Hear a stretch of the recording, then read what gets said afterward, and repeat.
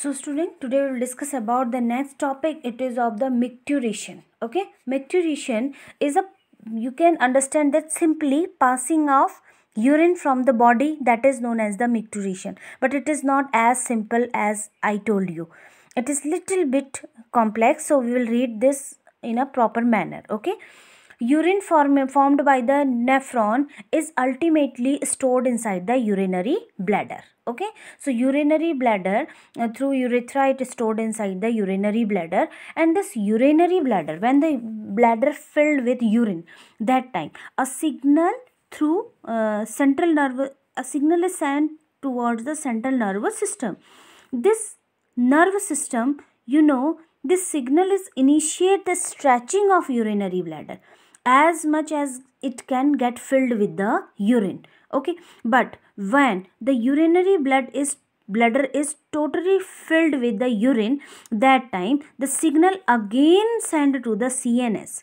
Then CNS passes on a motor message, because it's a voluntary action that how much urine we can store, but one stage comes that time not more than urine can be stored inside the urinary bladder.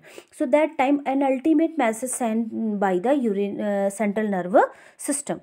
So to initiate the contraction of smooth muscles of the bladder and simultaneous relaxation of the urethral sphincter causing the release of urine.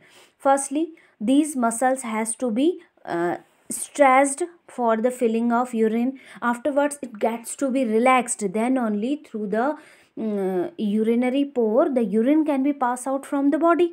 Okay, so the ultimate point of there, the sphincters are present, like in our digestive system. Sphincters are present in our stomach also, by which the chewed food can't be gets back again in our esophagus. Okay, so same thing happen here also. Urethral sphincter is present here. Okay, so the process of release of urine is known as the micturition. Okay, please remember this word. And the neural mechanism causing is called micturition reflex. Okay, so micturition reflex or micturition, I think it's clear. An adult human excrete 1 to 1.5 liter urine per day.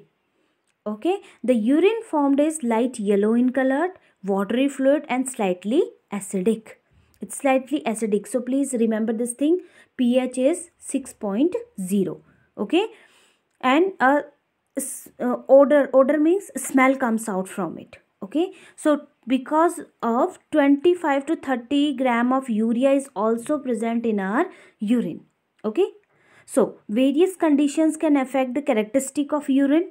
Because of the several kind of diseases or several kind of disorder, the urine texture can be changed, color, texture. Okay, and the amount of chemicals which released through urine, that can be changed because of the several disorders. Okay, so urine is the easiest method by which we can diagnose any kind of metabolic disorders. Are you getting that much?